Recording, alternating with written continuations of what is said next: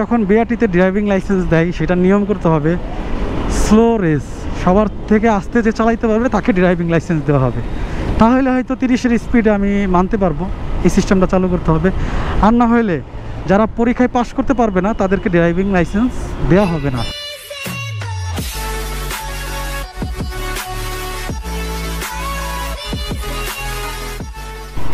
আজকের ব্লগটা শুরু করব পুরা র ফাইল দিয়া, কোনো এডিট করব না সাউন্ডে। এটা সাউন্ডের ব্যাপারে একটা ভাই কমপ্লেন দিছে যে ন্যাচারাল সাউন্ডটা বাইকের পাচ্ছি না।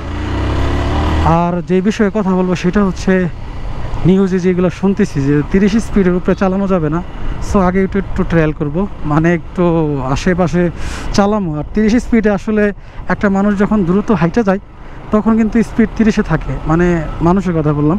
আর যদি নর্মাল একটা পায়ের রিক্সা চালায় তাও 30-এ চলে, আর একটা অটো রিক্সা যদি চালায় 40 স্পিডে থাকে। তো এই ব্যাপারটা একটু ঘাটাঘাটি করব, চলেন যাই। আসসালামু আলাইকুম friends, welcome to my YouTube channel Hasan bike blog. কেমন আছেন সবাই? আশা করি সবাই ভালো আছেন। আজকে যে টপিকটা নিয়ে বেরোইছি, মেইন রোডে আসলে যখন শুনছি যে 30-এর উপরে চালানো যাবে না ঢাকার সিটিতে, তারপরে আর কি মেইন রোডে এখনও বাইরে নেই আমি। তো আজকে বেরোইলাম, তার আগে একটু 30 স্পিডে চালায় মানে একটু অভ্যাস করে নিলাম সেক্টরের ভিতরে। যতটুকু দেখলাম যে 30 স্পিডে যদি বাইক থাকে তাহলে মানুষ যখন দ্রুত হাঁটে তখন কত থাকে? 30ই থাকে, আমি দেখছি। তাইলে একটা এখন মেইন রোডে যাওয়ার পরে বোঝা যাবে আর কি অবস্থা। সবাই কি 30-এ চালাইতেছে নাকি এর থেকে বেশি স্পিডে চালাইতেছে? একটা রাইডারের উপরে বা যে সেক্টরগুলোতে অ্যাক্সিডেন্ট বেশি হচ্ছে বা প্রবলেম হইতেছে, ঠিক আছে, তাদের প্রতি একটা রিকোয়েস্ট থাকতে পারে যে না, আপনারা একটু আস্তে চালাবেন বা ধীরে গতিতে চালাবেন ঢাকার সিটির ভিতরে, বা আপনারা ঢাকার বাইরে এত স্পিডে চালাইবেন, রিকোয়েস্ট থাকতে পারে।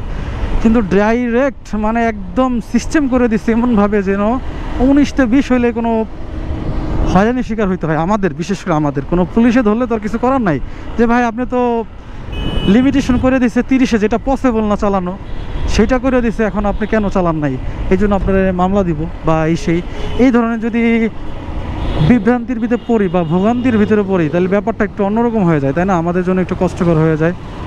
আমি এখান থেকে ইউটার্ন নিব, আর ডাইনে চাপতে হবে, ডাইনে ইন্ডিকেটার দেওয়া আছে, কিন্তু প্রচুর গাড়ির চাপ। এটা হচ্ছে আমার কাছে একটু খারাপ লাগতেছে, ব্যাপার না। তারপরেও কিন্তু স্পিড সব গাড়িরই আগের মতোই আছে। আসলে এটা মানার মতো না যে স্পিড কমিয়ে চালাইতে হবে, এই ব্যাপারটা কখনোই একটা হাইওয়ে রোডে বা সিটি রোডেও সম্ভব না। কারণ পিছনের গাড়িগুলা যেই সমান তালে থাকবে, ওই তালে যদি আমি না চালাই যে কোনো সময় আমার ডানেরা লেগে যেতে পারে বা পিছন থেকে লাগাই দিতে পারে, এটাই তো স্বাভাবিক, তাই না? বামে চাপলে মনে হয় জ্যামটা একটু কম পাবো, একটু বামে চাপি আস্তে আস্তে।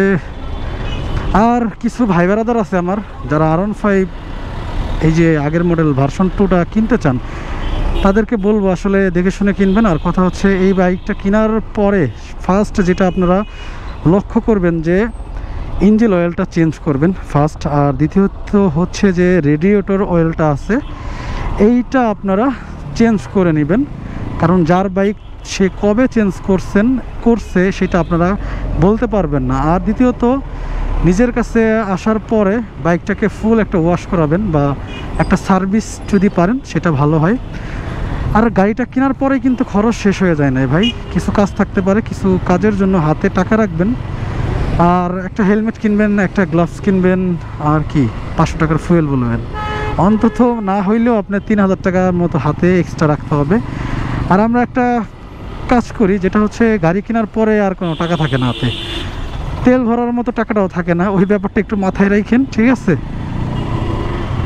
তারপর আর কি বাইকটা কিনেন, কোন বাইকটা কিনবেন। আর এই বাইকটা কিনলে আসলে একটু আগের মডেল তো, হাতে আসার পরে কিছু কাজ করাই নিতে হয়, তারপরে নিজের মতো হয়ে গেলে একবার আশা করি এই গাড়িটা মামা এইখানে তো এলিভেটেড এক্সপ্রেস, এখানে তো ওঠা যাবে না বাইকের। তারপর এই পাশটাতে একটু ফাঁকা আছে, আস্তে আস্তে যাই। মূলত বাসা থেকে বার হয়েছি এই কারণটাতেই যে আসলে হাইওয়েতে বা সিটির ভিতরে কি আসলে কি 30 স্পিডে কি চালানো সম্ভব কিনা একটু দেখে আসি। কারণ সেক্টরের ভিতরে যখন 30-এ চালাইছি, আমি কয়েকবার রাউন্ড দিচ্ছি 30-এ, তখন দেখলাম কিছু মানুষ দ্রুত হাঁটতেছে, তখন দেখি তার সমান হচ্ছে আর কি। তাহলে ব্যাপারটা আমার কাছে হাস্যকর মনে হইতেছে, আবার দুঃখজনকও মনে হইতেছে। আসলে দুঃখ করে লাভ নাই, স্বাধীন দেশে যদি স্বাধীনভাবে ভাবে রাইড না করতে পারি তাহলে এটা আসলে কি করার। আর যে গরম পড়ছে এইভাবে যদি আমরা 30-30 চালাই, এগুলো লাগাইছে আসলে আমার কাছে খুবই খুবই কষ্ট লাগতেছে আর খুবই খারাপ লাগতেছে। ইন্ডিকেটার কিন্তু দিছি, তারপরে মাথাটা ঝাঁকি দিলাম যেন উনি বুঝে যে ভাই আমি একটু বামে যাব আর আমাকে একটু সাইড দিয়ে দেন। আসলে এই স্পিডটা যে মানা যাবে না যে 30-এ টানতে হবে, আসলে মানা যাবে না তা না, কিন্তু একটা কথা কি, মেন রোডে আসার পরে যেটা বুঝলাম, অন্য গাড়িগুলো যদি স্পিড 30-এ থাকে তাহলে ঠিক আছে মানা যায়, কারণ অন্য গাড়ির সাথে চালাইতে তো হবে নাকি। আর যদি আমি 30-এ চালাই, অন্যগুলো 60-এ চালাই, তাহলে তো আমার উড়াই দেবে, এটা তো স্বাভাবিক। এই ভয়টা তো আমার করে, পিছন থেকে যদি কেউ এসে মেরে দেয়, কতক্ষণ লুকিং গ্লাসে তাকানো যাবে, কতক্ষণ ফলো করা যাবে। ভাই যা, ভাই তুই আগে যা, ডাবল করছোস আবার আমারে বামেও চাপ দিছোস, সেটা কোনো কথা হইল? তা আমি গাড়ির পাওয়ারই অন্যরকম, ঠিক আছে, টাকা থাকলে সবই হয়, এরকম আর কি একটা ব্যাপার স্যাপার। যখন লেগে যাবে তখন দেখেন যে আমার গাড়ি সহ রেখা দিবে যে ভাই তোর গাড়ির দাম কয় টাকা, আমার গাড়ির দাম কয় টাকা, এবার দিয়ে যা পুরো গাড়িটাই। মজা করলাম আর কি। অনেক সময় হয় যে ভাই একটা কিটের দাম 5000 টাকা, এক সিএনজি আলা মাইরা দিয়েছে প্রাইভেট কারে, এই টাকা কি তার দেওয়া সম্ভব? তার পার ডে ইনকামই হয় 1000 টাকা একটা সিএনজি মামার। সো ওই ক্ষেত্রে তখন কি করবে? এই ব্যাপারগুলা কি কেউ মানবে বা মানবে না সেটা আমি জানি না, কিন্তু আজকে বারণের পরে, নিউজটা শোনার পরে, বেরোনোর পরে দেখি যে কেউই মানে না ভাই, একেবারে টোটালি আগের মতো আছে, নর্মালি সবাই রাইড করতেছে 50-60-এর উপরে। মানে এই নিউজটা শোনার পরে মানুষ একটু স্লো চালাইতেছে, এটা মানতে হবে। প্রাইভেট কার বলেন আর বাইকাররা বলেন বা অন্যান্য গাড়িগুলো বলেন, মানে বেপরোয়া যে একটা গাড়ির চালাচালি ছিল, মোটামুটি খবরে এইগুলা শোনার পরে একটু কমছে, বিষয়টা আমি ফিল করতে পারছি। ব্যাপারগুলো একটু বিবেচনা করলাম বা একটু যাচাই করলাম, কারণ মেন রোডে যদি হুট করে আসার পরে একটা টার্ন দেওয়ার পর যদি একটা মামা ধরে বলে যে মামলা হয়ে যাবে 30-এর উপরে চালাইছো কেন, তাহলে কিন্তু প্রবলেম। সেই জন্য একটু ট্রায়ালের জন্য বেরোইছি, আর বেরোনোর আগে একটু সেক্টর দিয়া 30 স্পিডে চালাই দেখছি আসলে গতিটা কতটুকু হয়। আমার যে মতামতটা দিব সেটা হচ্ছে, যখন বিআরটিতে ড্রাইভিং লাইসেন্স দেয় সেটা নিয়ম করতে হবে স্লো রেস, সবার থেকে আস্তে যে চালাইতে পারবে তাকে ড্রাইভিং লাইসেন্স দেওয়া হবে, তাহলে হয়তো 30-এর স্পিডে আমি মানতে পারবো, এই সিস্টেমটা চালু করতে হবে। আর না হলে যারা পরীক্ষায় পাশ করতে পারবে না তাদেরকে ড্রাইভিং লাইসেন্স দেওয়া হবে না। এই ব্যাপারগুলো যদি মাথায় রাখেন বা এই ব্যাপারগুলো যদি চালু করা হয়, তাহলে অ্যাক্সিডেন্ট মানে থামানো সম্ভব। আর এই স্পিড 30-এ দিয়া বাইকের অ্যাক্সিডেন্ট থামানো সম্ভব না, এটা হলো আমার মতামত।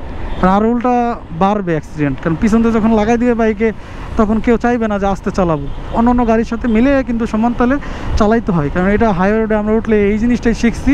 আর এই ব্যাপারটা আমরা জানি যে অন্য গাড়ি যে স্পিডে থাকে অন্তত তার থেকে সাথে সাথে থাকতে হয় আর কি, নাহলে পিছন থেকে একটা প্রবলেম হয়। আচ্ছা যাই হোক, আর আজকে ভিডিওটা এই পর্যন্তই, ভিডিওটা থেকে বিদায় নিব। তো কার কি মতামত বা কে কেমন বুঝলেন ব্যাপারটা, যে 30 স্পিডে চালালে সিটির ভিতরে কেমন হবে আর বাহিরে 60 চালালে কেমন হবে, তো আপনাদের মতামতটা একটু জানতে চাই। সো কমেন্ট একটু জানান, আর যদি ভিডিওটা ভালো লাগে তো অবশ্যই একটা লাইক করে দিন, আর যদি আমার চ্যানেলে নতুন হয়ে থাকেন তো অবশ্যই সাবস্ক্রাইব করে হয়ে যাবেন আমাদের ফ্যামিলি মেম্বার। সো পাশে থাকবেন আর সাথে থাকবেন, পরবর্তী ভিডিও আসার আগ পর্যন্ত সবাই ভালো এবং সুস্থ থাকবেন। আবারও দেখা হবে, কথা হবে, সাক্ষাৎ হবে।